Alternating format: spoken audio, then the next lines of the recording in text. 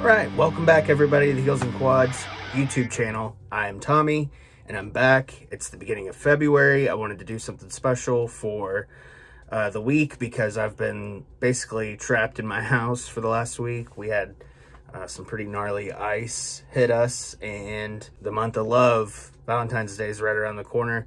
So I figured I'd do something kind of with that, but also the artist that I'm going to feature on my pick of the week this week is someone who just started their tour last night, first tour in 6 years. Watched a live stream of it. Some guy that was behind the stage live streamed the whole show on Facebook, which I know everybody's kind of complained about ticket prices for this person and his band. I haven't complained about it, but I'm not going to be able to go, at least this first leg of the tour, because, you know, money is a little tight around these parts. So without further ado, I'd like to welcome in my pick of the week this week.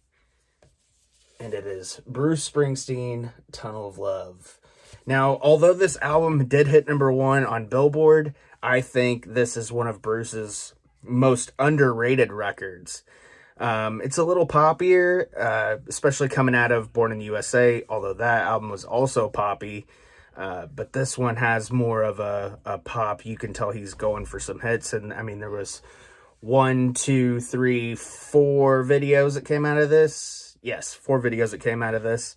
My copy of this record is actually a promo copy, if you can see there, the gold stamp. So that means it went out to a record, a radio station or a record executive of some kind or something of that nature. I'm assuming where I got this, that mine came from a radio station. It has all the lyrics for all the songs.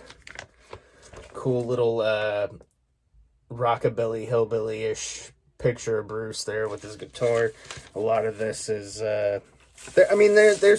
some synth and all that stuff, and there are quite a few appearances from the E Street Band on this record, minus Steve, who had left after the recording of Born in the USA. He didn't tour that record with Bruce and the E Street Band, but Patty's featured heavily on this record. This is in between Bruce's divorce from his first wife and before him and Patty get married. We've got Brilliant Disguise that hit #5 on the Hot 100. He actually played that last night. I think it's become more popular. YouTube views are high. A lot of them are mine. Love that song. Now look at me, babe, struggling to do everything right. Tunnel of Love hit #9 on the Hot 100.